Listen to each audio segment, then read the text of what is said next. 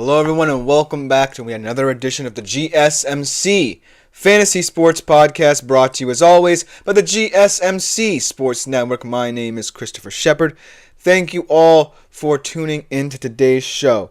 And we're going to have yet another good one ahead for you all. We're starting off actually in the world of college football, where I'll be going over Week 11 from a betting perspective. A lot of interesting games, some college football playoff eliminators, if you will. Then we'll be looking at some more general Week 10 props.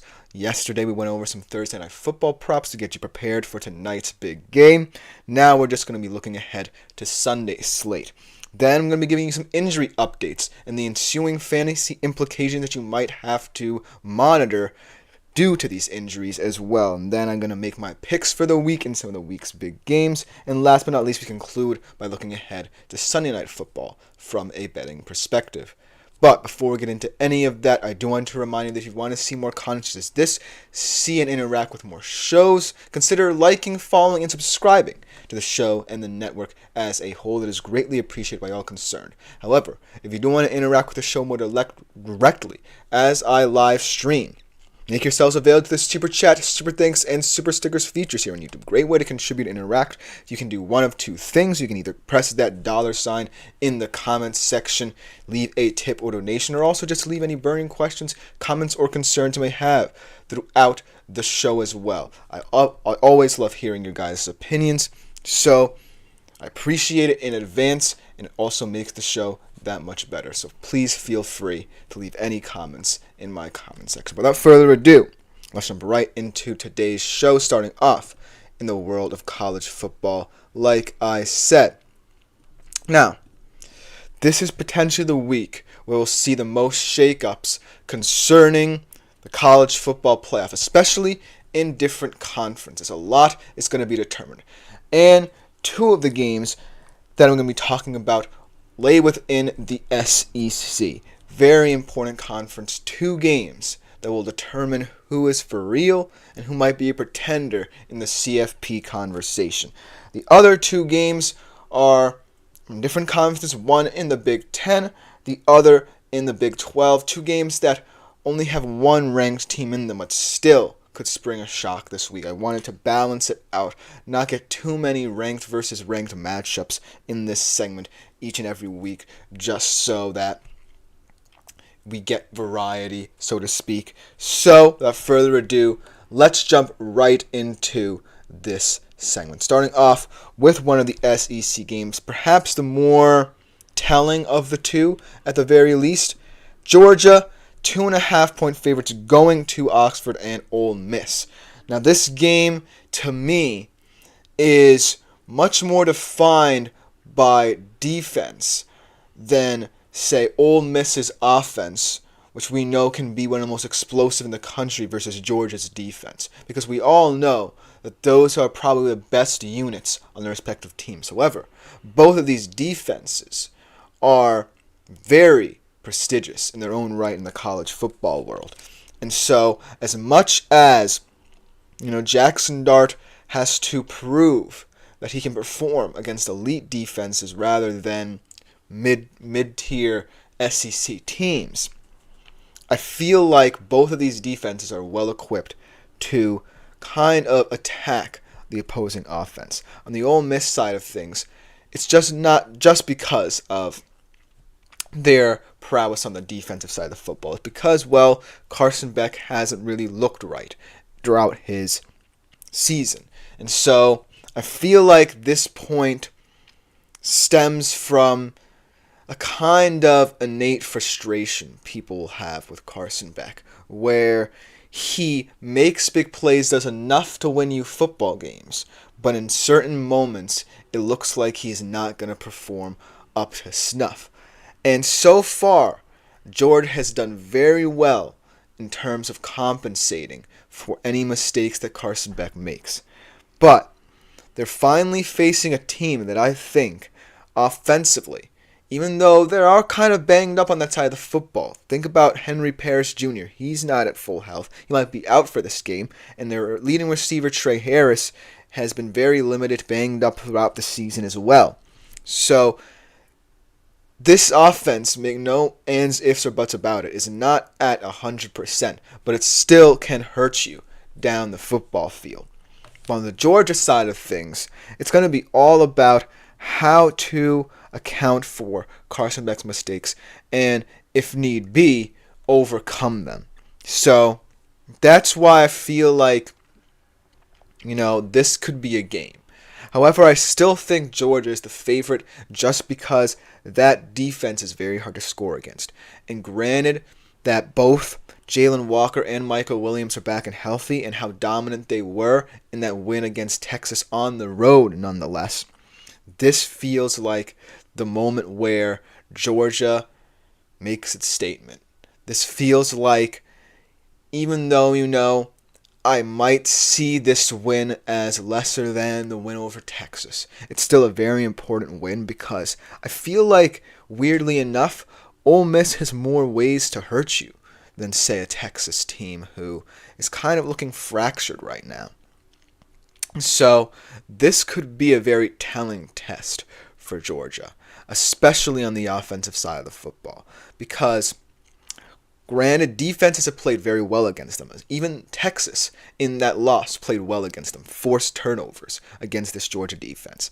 But I still think it's going to be up to this offense to get anything going against a very potent Georgia defense. That's my 2 cents. I do think Georgia will win as well.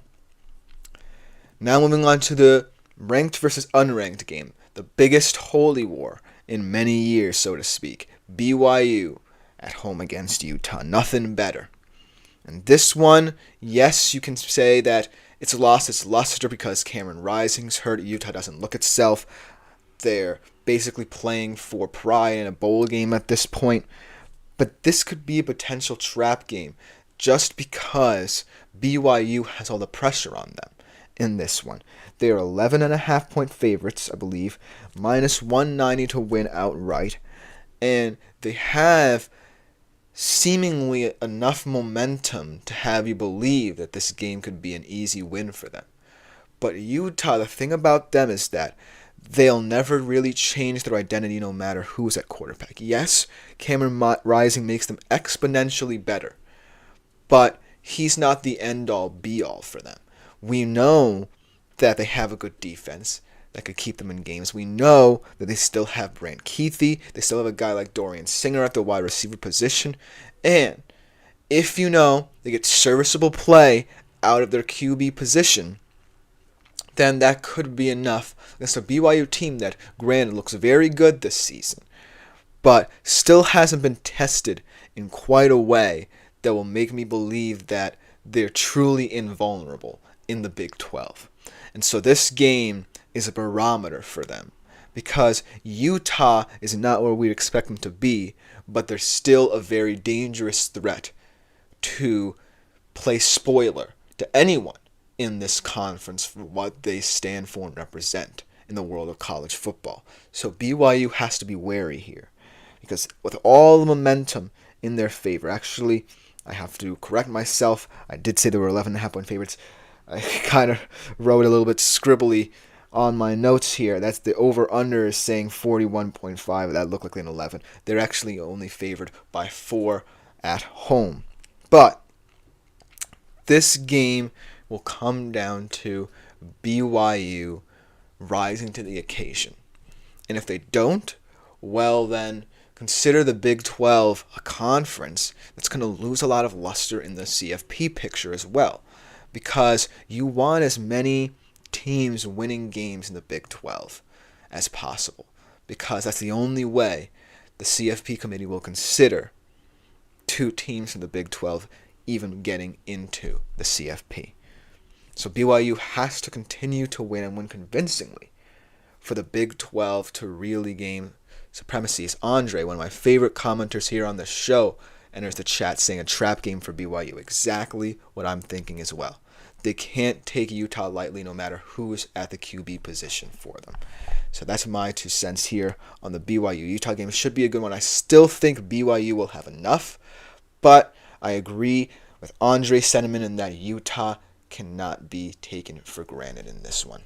The next one I want to talk about, the second SEC game, perhaps the more important of the two, Alabama LSU. Alabama 2.5-point favorites, actually on the road against LSU. The over-under is 58.5. Alabama's minus 190, I believe, to win. And so, this is the true game where everything in the college football world can get thrown out the window. Because if Alabama loses, you're losing a big name. And even though the 12-team playoff kind of compensates for the big brands in the sport with entertaining matchups between teams that usually wouldn't be there, Alabama being in the playoff is a huge deal, no matter how many teams it becomes in the future. And so, if Alabama loses this game, then the stakes for the parity of the sport kind of gain momentum. And so, this game feels a little more important for Alabama than it does for LSU, because LSU is in a weird spot, because I don't even think they'll make the playoff if they win this game. They've had some very odd losses, and they have not been consistent enough for me to say that they can even beat Alabama at this point and continue the season looking convincing enough to get into the CFP. So I'll have to take Alabama in this one. The key is going to be Jalen Milroe. Can Jalen Milroe play like the Jalen Milroe who is getting considered in the first round of next year's draft? Or is Jalen Milroe going to look a little bit vulnerable in this one? That's the key for LSU to figure out in this one. I still got Alabama because I would like to believe that Alabama is a team that can overcome 2 losses and still has that big brand ability, but it's going to be a dangerous one. And the last one I want to talk about before we head to break is Michigan-Indiana. Another kind of trap game feel to this, because Indiana has never beaten Michigan in its history. They're 14-point favorites, though, here in this one. And so I feel like when we consider Indiana as a whole this season, we have to consider them as a team that, yes, has overachieved, but also has nothing to show schedule-wise to really say that they can sustain this undefeated record. Michigan, as disappointing as they are, they still have an identity that's very tough to beat. It's ingrained within them, no matter what travails befall them. And so, that's why this game is so weird to me. Because Indiana, you would like to feel they have this game covered. But a 14-point spread, defending national champion weakened, but still with a core identity that they can live by at home, it just feels very weird. I would like to say Indiana wins and potentially covers this game just because, Michigan is not the same Michigan as we've seen, but it still feels very eerie when I think about this game and I'm Indiana. And so that's why I feel like this one could be highly integral to how the committee views Indiana in the near future.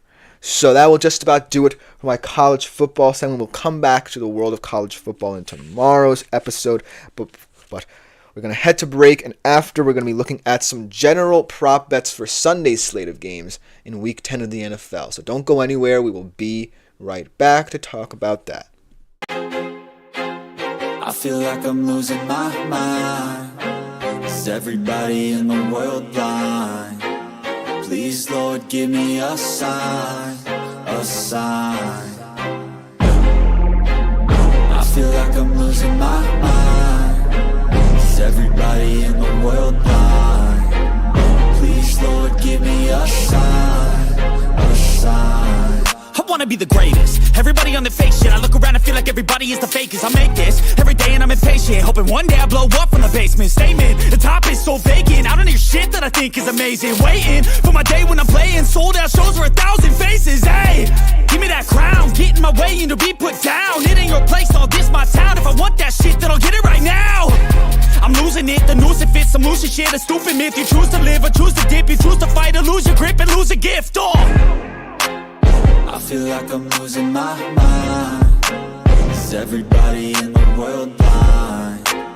Please, Lord, give me a sign, a sign. I feel like I'm losing my mind. Is everybody in the world?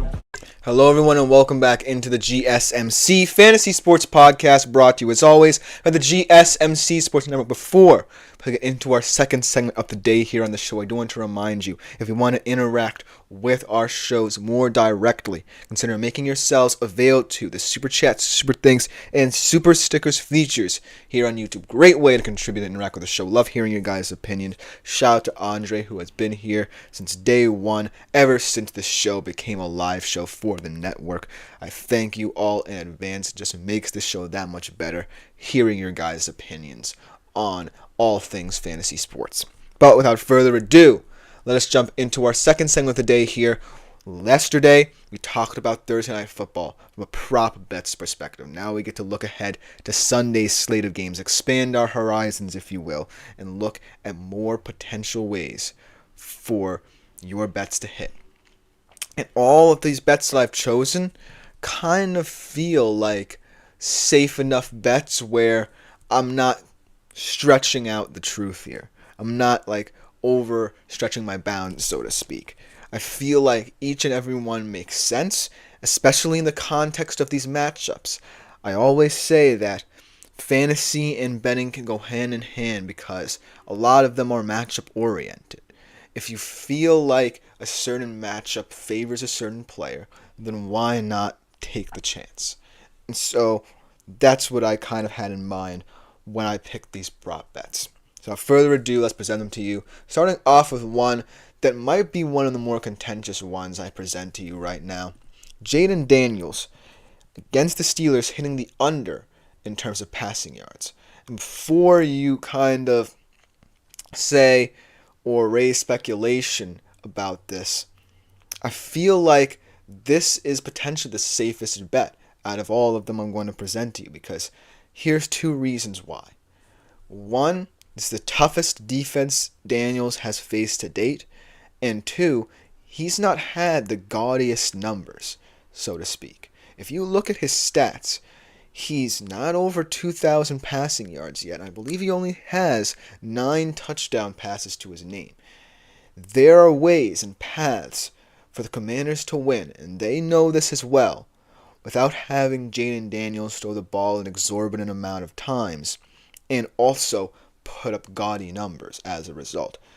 And it's not indicting him or adding to any detrimental factors that may arise in future Jaden Daniels games.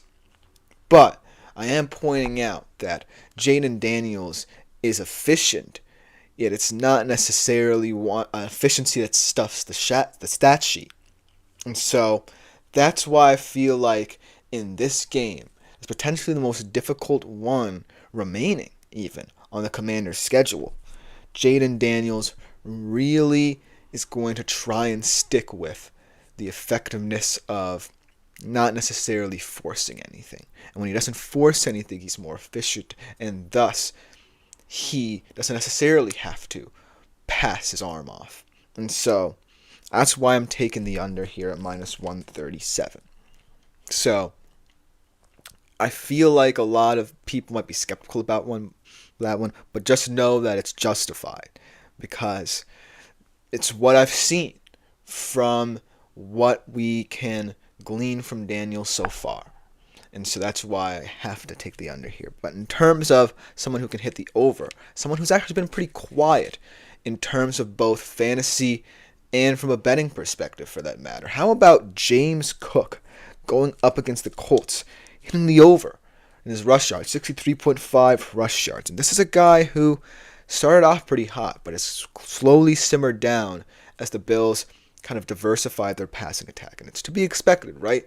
You want to kind of allow Josh Allen to have those opportunities to get more vertical and have more downfield threats. You acquired Amari Cooper rather before the trade deadline, and so you're now seeing a little bit more of a diverse or excitable Bills squad that might be to the detriment of a guy like James Cook. However, going up against a Colts run defense that, yes, just had a very impressive showing against the Vikings. I mean, not against the run, but still, as a whole defensive unit, as a collective defensive unit, had a very impressive game against that Vikings team.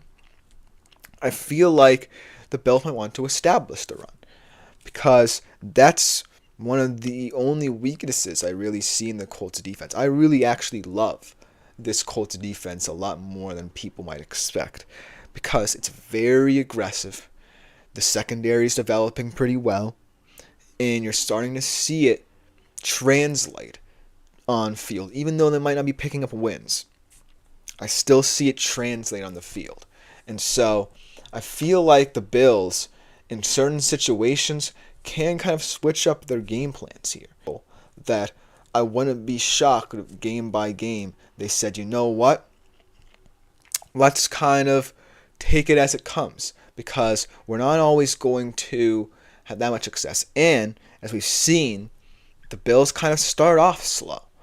So this will kind of compensate for slow starts and also teams that you can take advantage of when they have weaker defenses, especially against the run, because I feel like the Bills' running back room is underestimated a little bit, just because of all the attention and hype that surrounds Josh Allen and what he can do.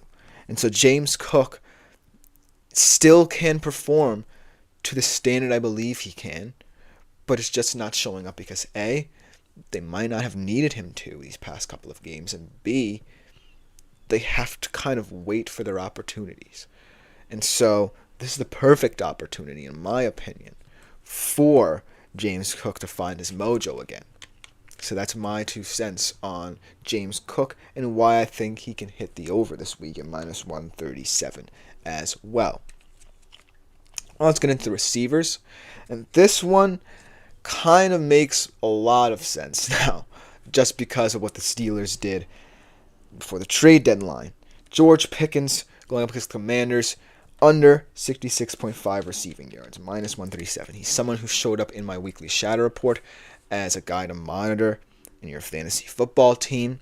And he shows up again for a much different reason, because I actually like what I'm seeing, the growth of the Commanders secondary. And also, there's now Mike Williams to worry about. And Mike Williams is also someone who's a deep threat, but also a very savvy route runner. And I think that's what Russell Wilson actually needs, and I think he wants as well. I feel like Russell Wilson, throughout his career, if you look back at Seattle, it's a perfect example of guys who could get both vertical and run routes. He loved throwing the deep ball to Doug Baldwin. Doug Baldwin, I kind of felt like at the beginning of his career, was always a deep ball threat. But then Tyler Lockett also became a deep ball threat, but also at the end of his career became a savvy route runner. And so Russell Wilson found himself relying more on Tyler Lockett. Yes, well, because Doug Baldwin retired as well, there's that. But he found himself relying on shorter passes to Tyler Lockett to move the chains.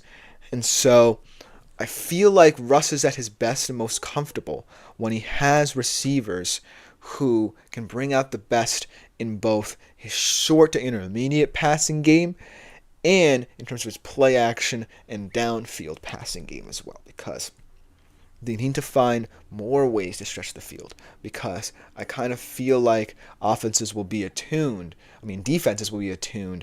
to what the Steelers are doing and understand that Russ is going to try and stretch the field as much as possible. So adding someone who's a little bit savvier in terms of route running kind of alleviates the burden of Russell Wilson trying to always go downfield to guys like Pickens and Freiermuth. So look for Pickens to kind of suffer a little bit in this game as well. But also give credit to the Commanders secondary, because I think they're getting better and they're going to be phenomenal by the end of the year. Yes, they're not playing teams of, say, the Steelers' caliber that often, but they're still learning and still maturing.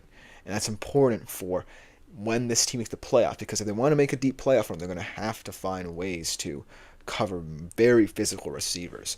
You got Amon-Ra St. Brown in that conference. You've got a lot of different guys to compensate for. So, covering guys like the Steelers in an intra-conference game, bring it on. So Commanders. So that's why I feel like George Pickens is kind of losing his luster in the betting markets. And the last one to talk about, speaking of physical players, let's talk a little bit about one of my favorite tight ends to watch, even though he is, quote-unquote, the enemy, Trey McBride. I'm going to say he's hitting his over this week. And let me check who the Cardinals are playing, because I don't always know who is playing who every week. They're playing the Jets. So that's going to be a very interesting matchup against a very fluid Jets defense from top to bottom. But I feel like Trey McBride, no matter who he's playing against, always feels like he can out-physical people. And that's a scary proposition for the NFC West and for the NFC should the Cardinals make the playoffs. And so, by him being someone who could exploit you in the middle of the field, down the field, and also you have to compensate for how physical he is while doing it. That's a very dangerous proposition for teams. And yes, this Jets defense has seen this movie before. They've played against a lot of physical guys. They know how to defend a guy like McBride. I just feel like McBride has grown leaps and bounds from where he was last year, when the Cardinals were kind of stuck in their ways a little bit. And so, from where he was last year to now, he has grown enough that I feel like he's going to be a very tough and physical out for this Jets defense.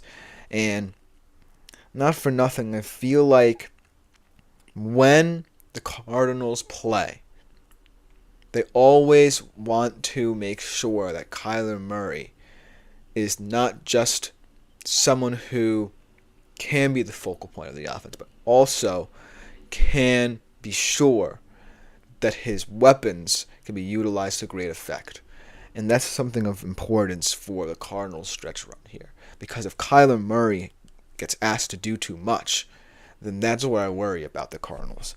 And the fact that Trey McBride is now becoming more reliable is a scary thing. So that's why I feel like Trey McBride is going to start becoming a very popular commodity on betting markets week in, week out. But let me know what you think in the comments about this. I love all of these profits. Hopefully they hit for you if you choose to bet on them.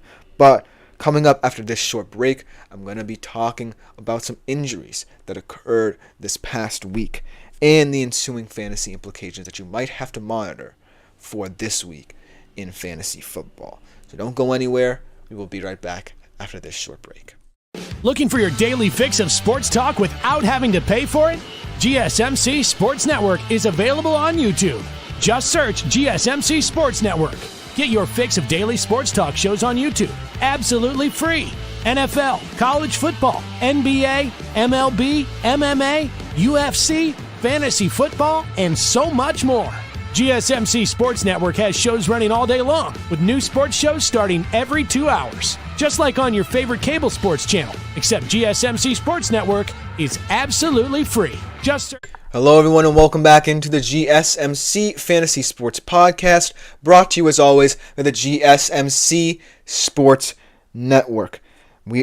Today for our third segment, we are going to be discussing some injuries as always and their ensuing fantasy implications. Now this week, in terms of the injury crisis that has seemingly befallen the NFL, there are very important ones.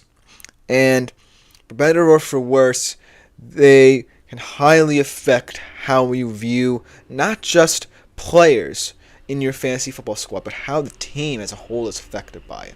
Because these injuries are very prevalent in how they'll show up on the field for these teams. The absences of these guys, so to speak, are going to show up very much so for a lot of these teams, whether they're a playoff contender or not. And most of them aren't at this point. But at the end of the day, these injuries can actually shape our kind of fantasy minds because of how kind of difficult they could be to navigate. If we don't necessarily find a solution, it's not going to, sustain our fantasy football squad. We always have to be forward thinking about injuries. Yes, we hope that these players have a speedy recovery, but we also feel like as fantasy football managers, we also have to take advantage of certain situations. So this is a very interesting, very kind of complex segment that I feel like I want to present to you more often, and I want to keep you updated on injuries of this kind of status and how prevalent they've become, especially. So without further ado, let us jump into our injury segment of the day, starting off with one that's slowly developing into a very worrisome situation because this team is not in a good place, perhaps the worst in the entire NFL right now, in terms of play on the field and in terms of situation. I feel like this injury is a stark reminder of what can happen when you're kind of backed into a corner in the NFL. So let's talk about Chris Olave here. And the news about Chris Olave should worry a lot of people because Chris Olave was seen as someone who could potentially be a trade asset in that trade deadline. Because of these injuries, because of the ensuing nature of them, this is his 5th concussion throughout his career. I feel like, a team like the Saints are bound to pay for these mistakes. They're bound to and kind of obligated to kind of cover up their tracks, so to speak, in certain situations.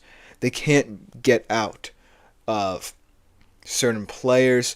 They can't get out of, the dead cap hits they're going to have to face in the future. But they also can't escape the fact that if this team is what it is right now, then what's to say Chris Olave coming back is going to necessarily be a good thing? I don't necessarily see how Chris Olave is suddenly and magically going to transform this team into a contender again, because that's where the Saints are. This is not by any means a team that's going to contend in the next 5 years, perhaps the next decade. And it sucks because Chris Olave was seen as a hopeful piece of the puzzle for the Saints. And now, with all the injury woes that have befallen him and the questions concerning his future, it's going to be a difficult uphill battle for the Saints to overcome with all the questions that are going to be asked about Chris Olave in their future. But in terms of a positive update on how things are going, he met with specialists yesterday. There was no decisions about whether or not to put him on the IR, but for what it's worth, potentially the firing of Dennis Allen kind of, alleviates some of the pressure on the Saints to release information about Chris Olave.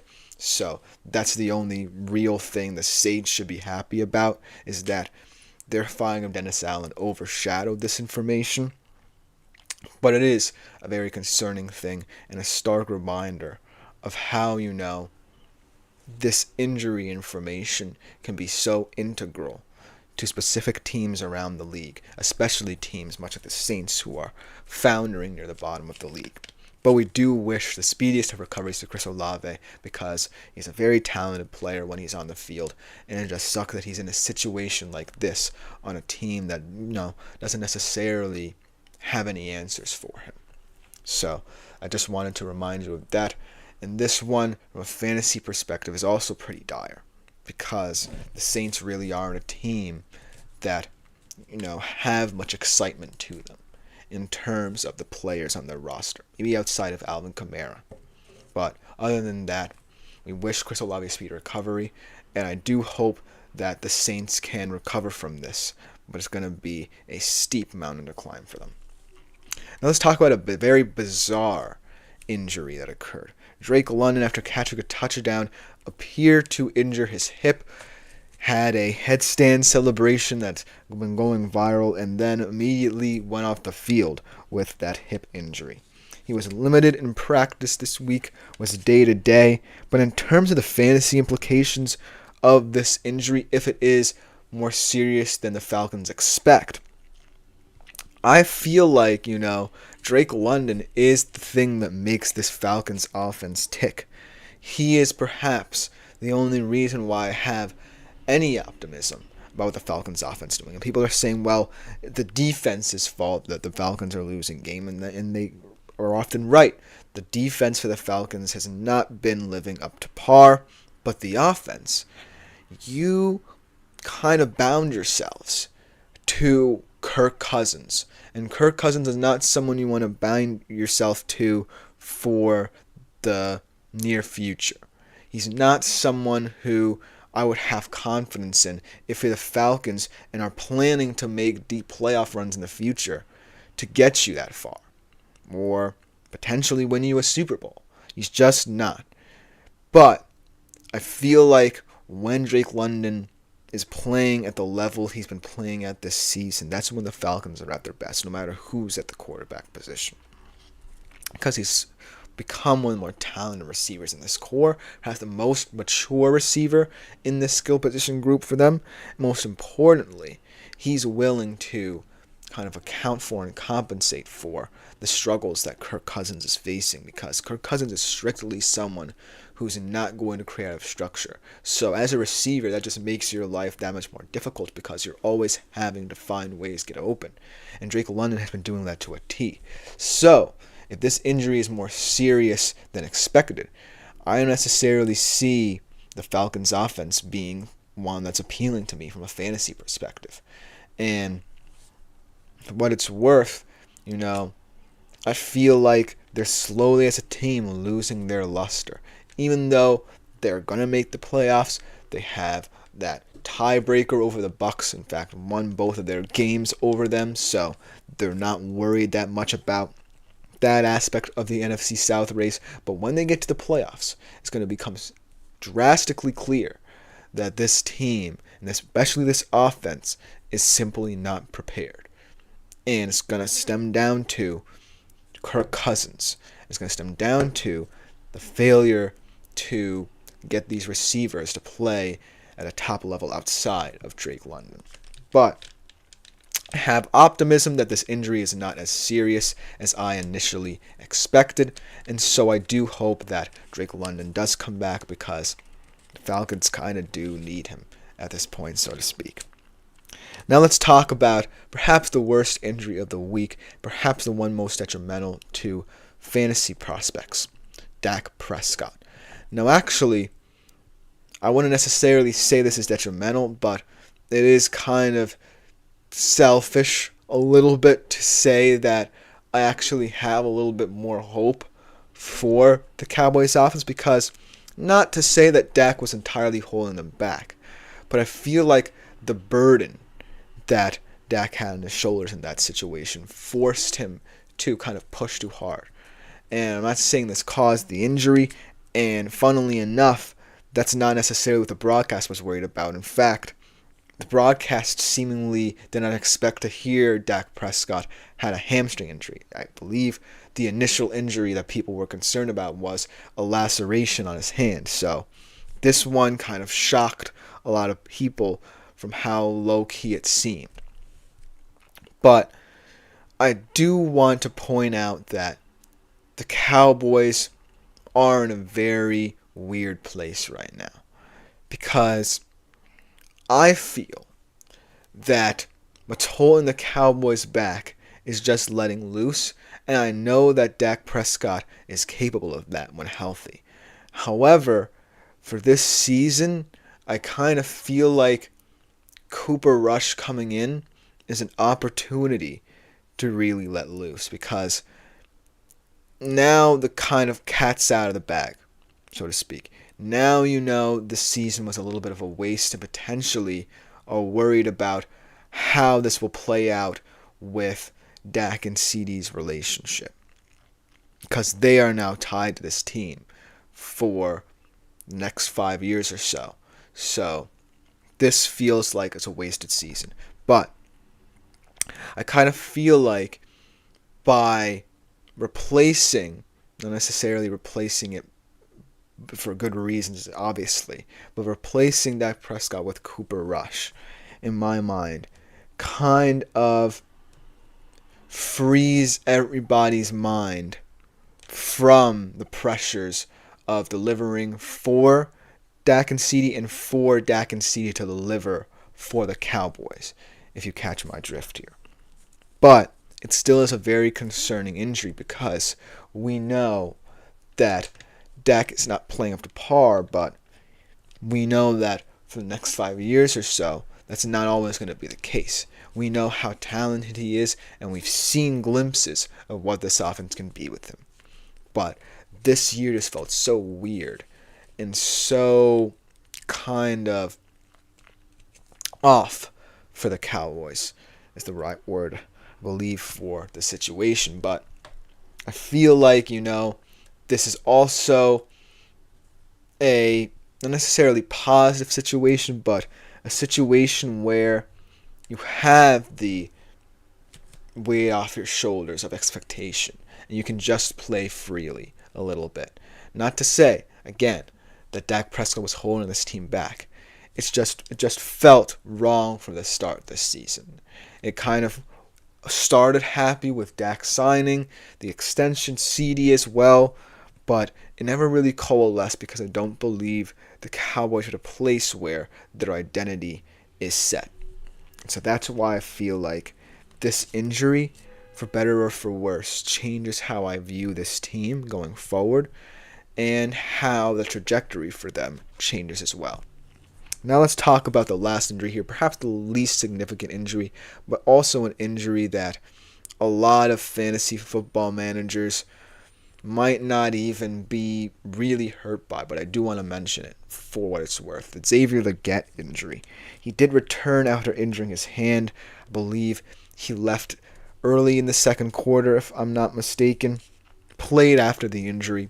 But this is an interesting one as well, because if this is a lingering injury, then I feel like the Panthers had to start, asking questions about the conditions of some of these players. Because remember, Jonathan Brooks is still out, and you now are down Jonathan Mingo, even though we don't know what he would have contributed this season because he did not get off to the best of starts for them. However, the Xavier Legette injury, like I said, is not one that I would completely panic about because A, the Panthers are going to be bad anyways, and B, he did play through the injury as well. I just wanted to mention it as an injury that could be interesting to monitor if it's a lingering, like I said, thing. And also because, the Panthers have had some injury woes this season. Adam Thielen had the hamstring injury. We talk about Brooks a lot on this show. But I feel like, questions are going to have to be asked about the Panthers' injury crisis. And also how, if these players are healthy, how to get them to play better. Because that's the point as well. Because Xavier Legette, out of all these players who have been injured for the Panthers, has the most hope out of all of them, ironically. So that's why I wanted to mention this. Because of Xavier Legette's stock rising in the fantasy world, so to speak. And the last one that I don't have a picture for is the CeeDee Lamb injury, obviously.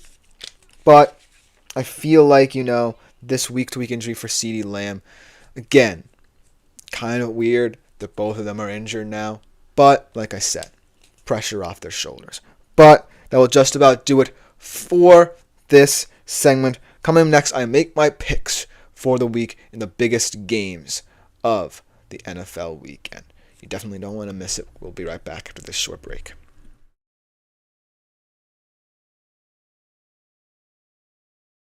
For the best and latest podcasts available anywhere, go to the podcast app on your cell phone and type in GSMC to access free content-rich podcasts on health and wellness, book reviews, sports, entertainment, relationships, social media, movies, technology, finance, and even weird news. Subscribe and download the GSMC Podcast Network's family of shows, available every...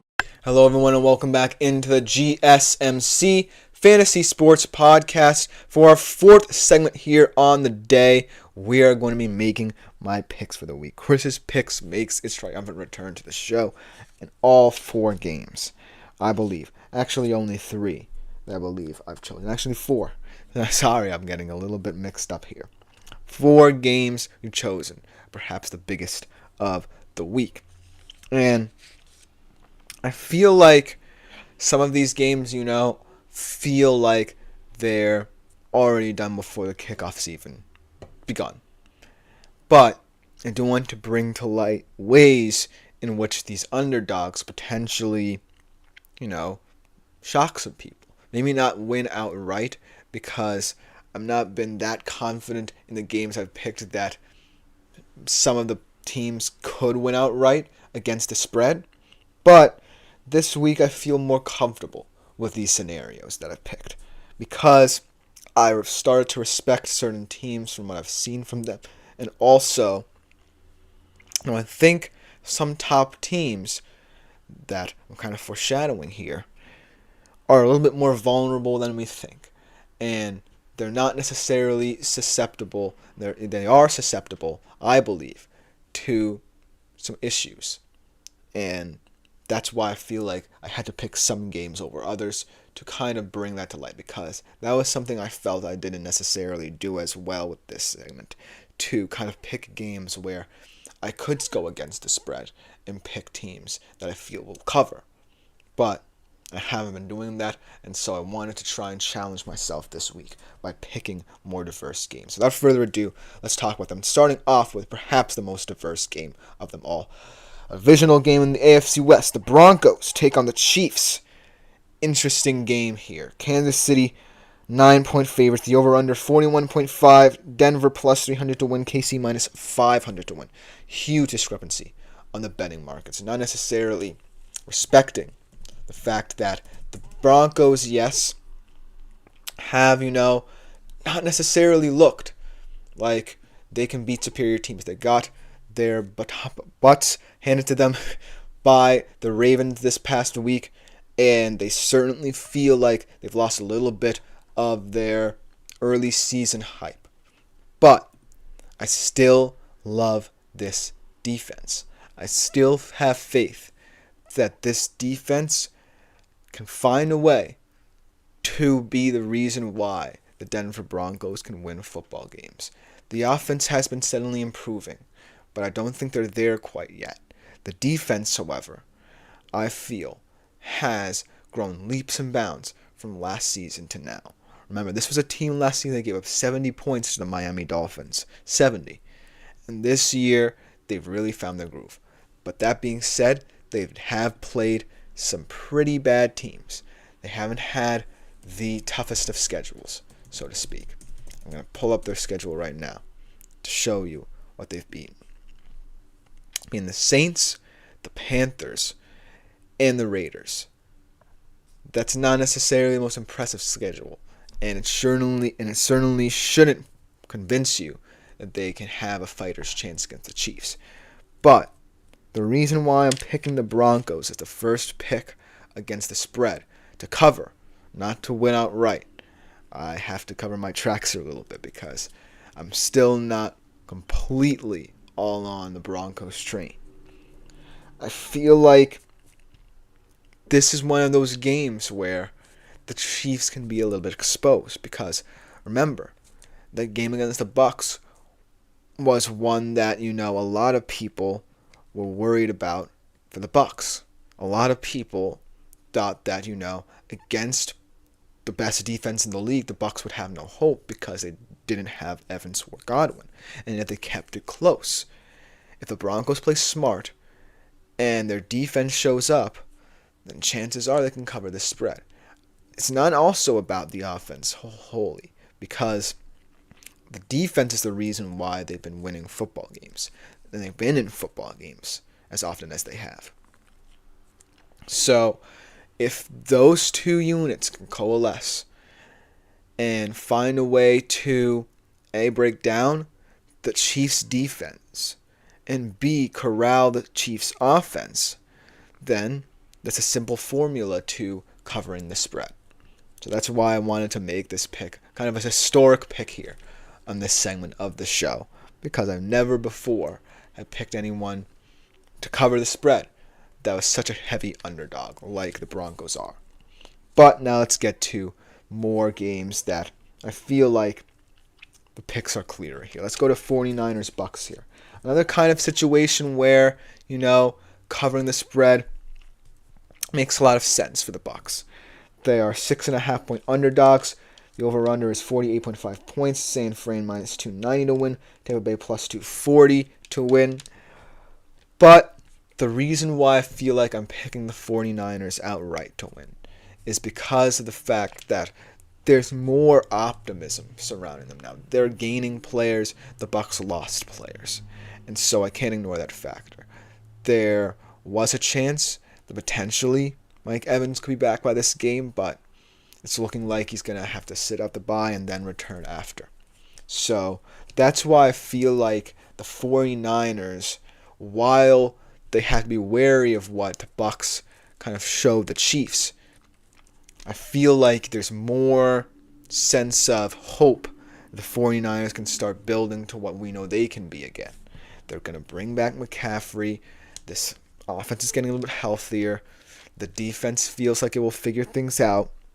And they feel set to make that push we know they can. But why the Bucks are so appealing is because of what they showed us against the Chiefs. They showed that they can be diverse enough, and that they truly, if they're given the chance, can make some noise if they get into the playoffs as well. This will be a perfect litmus test for them, because these are the two toughest games remaining on their schedule. After that, it's paradise. It's one of the easiest schedules in the NFL after these two games. So make it through these games, potentially split them, and your gain momentum as well. But the 49ers right now are in that position already. The Bucks not quite yet. So that's why I'm taking the 49ers in this one. Then the Steelers against the Commanders. A very interesting game here. The only intra-conference game, actually, in my list here. And so the reason why this game, to me, was so important is because the surprise factor is gone at this point. These teams are two true contenders. And both of them have a very efficient feel to them. They execute their game plan, and they execute it well, and that's the reason they win football games. On the Steelers side of things, I feel it's more down to the fact that their culture has been like this since day one of the Mike Tomlin era. The fact that no matter how their team looks on paper, they can make it tough for you. Their defense has been one of the best over the past decades. And yes, they've had their offensive struggles over the past couple of years as well. But they seem to have found a decent formula with Russell Wilson at the helm. On the Commanders side of things, it's just about getting a rookie quarterback comfortable in an NFL system. And by doing that, you have to incorporate a lot of college-style things. And kudos to Cliff Kingsbury for going this deep into the season and allowing Jaden Daniels to play in this style. As a result, Jaden Daniels repaying the favor by being one of the best QBs in the NFL. But I kind of feel like the reason, even though the Washington Commanders are 2.5 point favorites in this one, which is a very important spread to know, the Steelers still have the upper hand. As Flashpoint says, when was the last time two unlikely or 6-2 teams met? Tomlin finds the path to victory. For the life of me, I can't remember, but it might have involved your Vikings, I believe, as a surprise 6-2 team.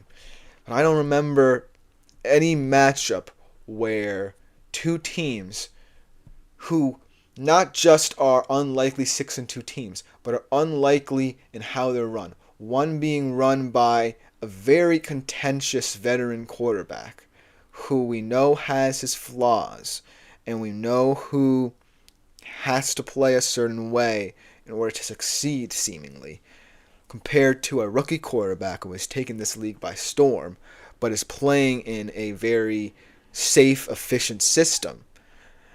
That's what makes this matchup so unusual, so confounding. But I still have to give it to the Steelers, as Splash Bros alluded to, because of the coaching. I feel like Mike Tomlin's also a big reason that the Steelers are finding ways to win football games. And he always has been.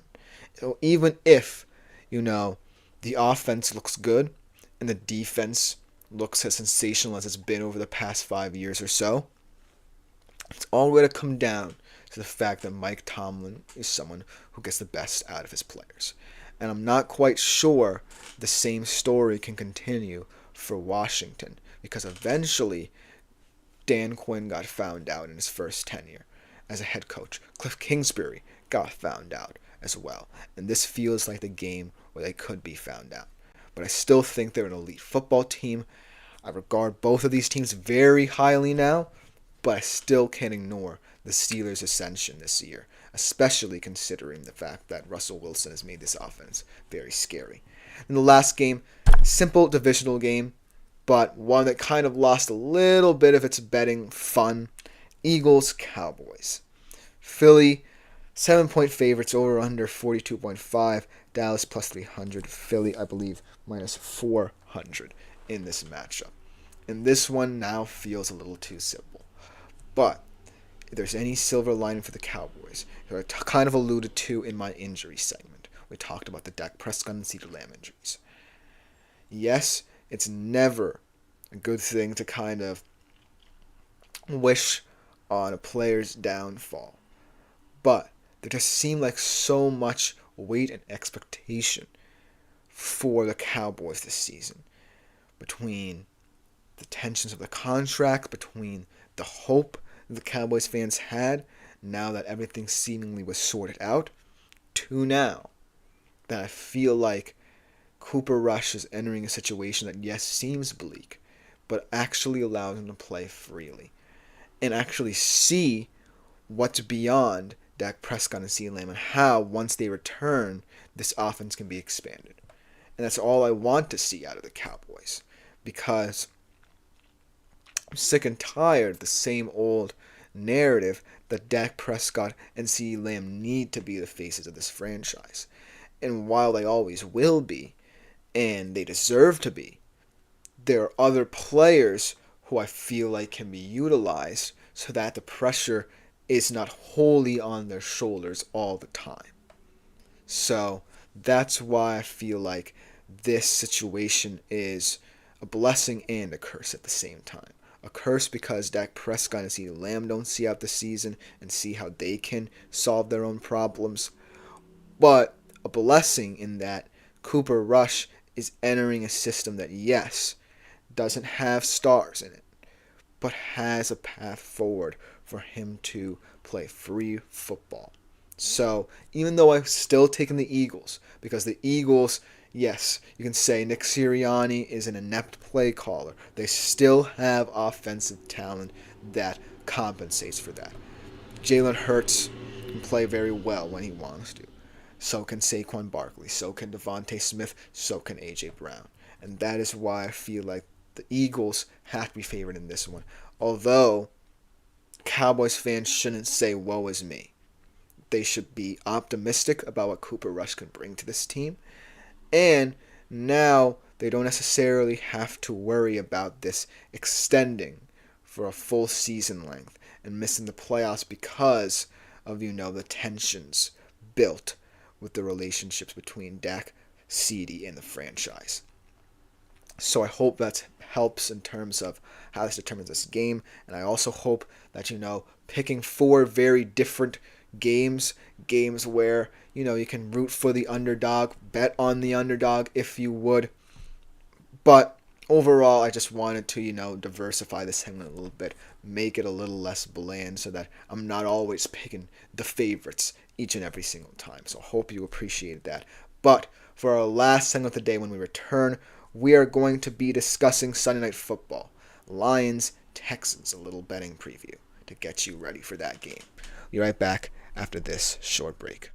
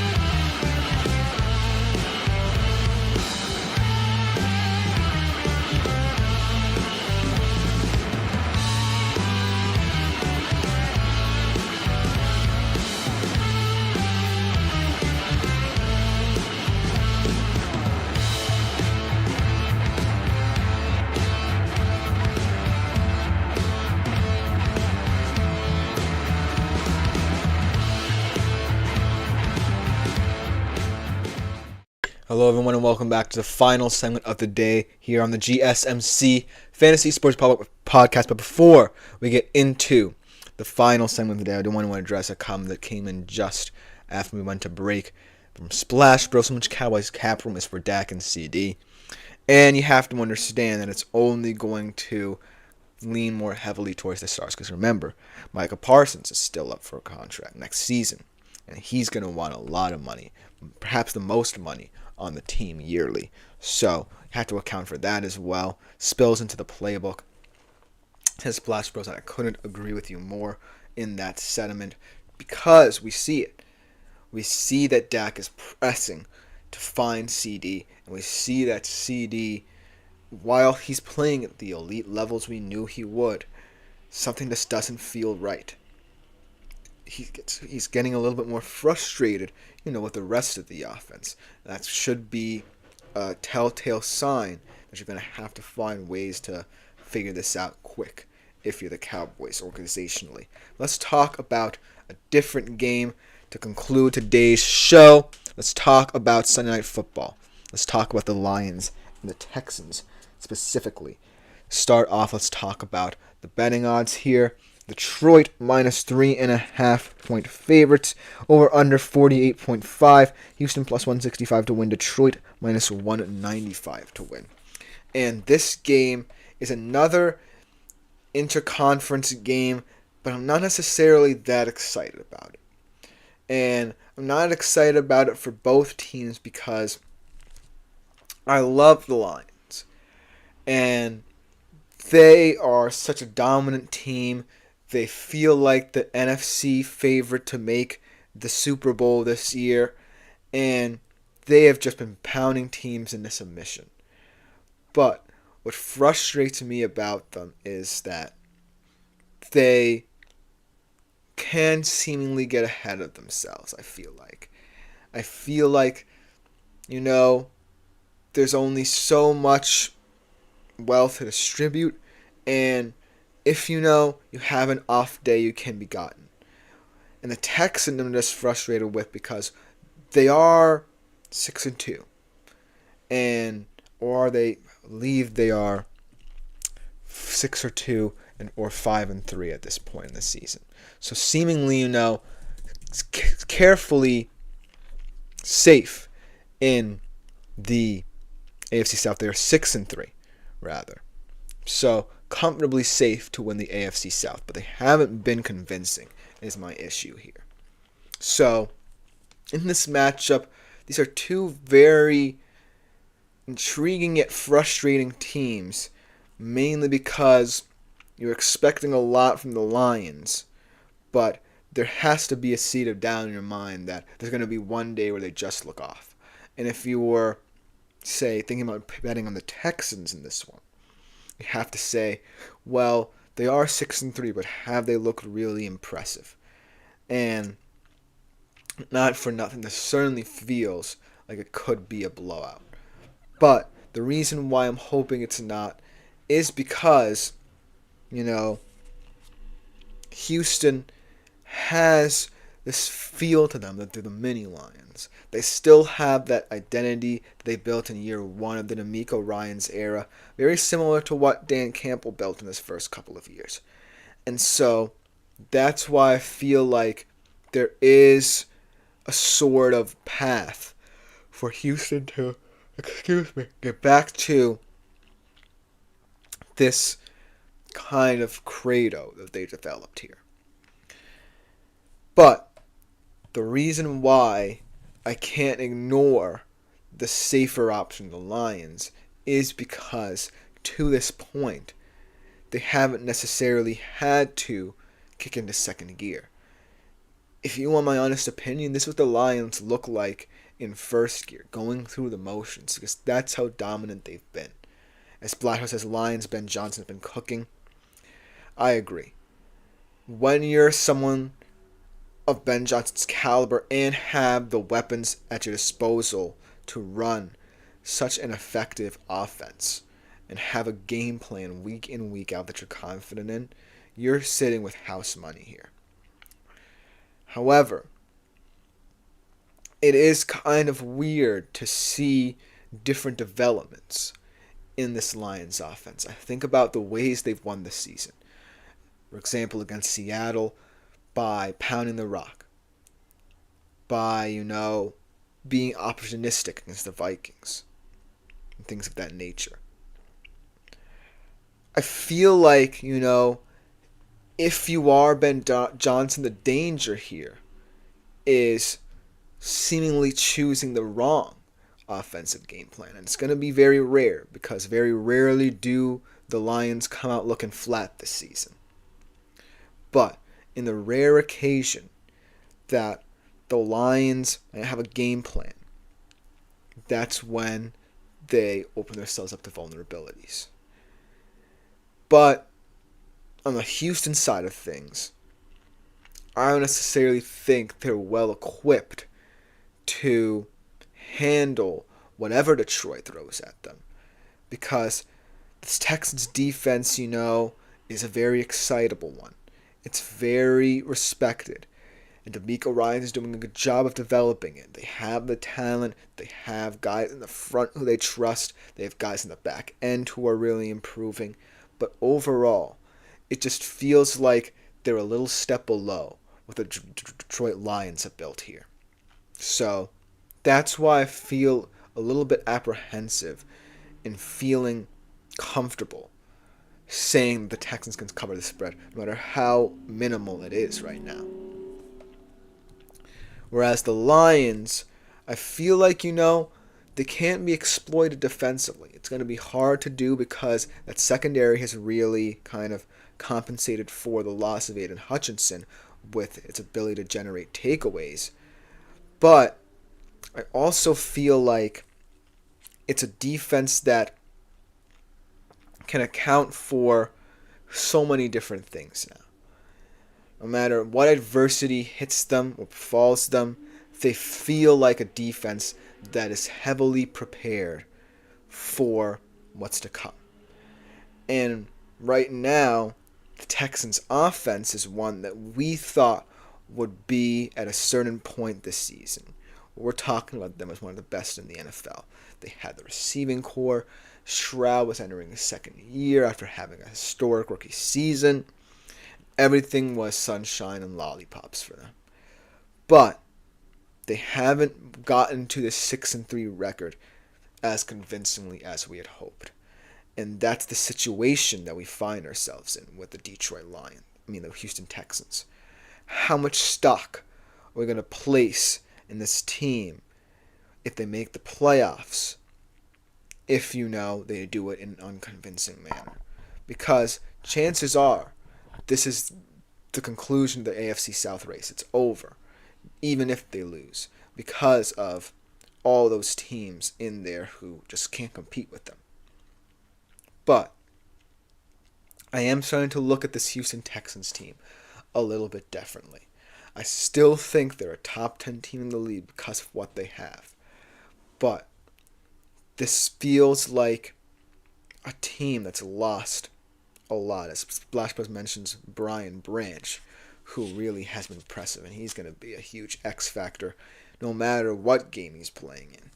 So there's so much danger here for the Houston Texans as a team that is sitting pretty right now, but also knows that it could definitely have looked a lot easier over these past couple of months to get to where they are.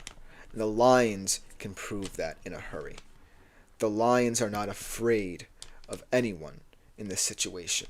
They're focused on finding a way to beating you, executing their game plan, and getting done with their business. And if you can't find a way to stop it or can't help but fall into their trap, then good luck to you. I feel, that the Texans, no matter how many struggles they face this season, are still on a similar trajectory with the Lions are building, and they are far ahead of schedule in that department because the Lions, remember, were not good at the start of the Dan Campbell era. They played tough for him, but they didn't win many football games. The Texans already have a playoff berth to their name in the first season of D'Amico Ryan's tenure, and they will have a second. But the second time around lost a little bit of its luster. This is going to have to be all about finding it again. Because they don't, then I'm not really confident that this team will do much for me in the future. But that will just about do it for today's edition of the GSMC Fantasy Sports Podcast. The Splash Bros ends it with Goff on the MVP discussion. I agree. ESPN has him as there as well, and I have him in my top 3 at the very least as well. But that will just about do it for today's show. Thank you all for tuning in. I have been Christopher Shepard. Thank you as always for tuning in. Like, follow, and subscribe to the show on the network. Keep on making yourselves available to the Super Chat, Super Thanks, and Super Stickers features here on YouTube. And we'll be back tomorrow at 3:30 p.m. Eastern. But other than that, I am out for today. Thanks to you.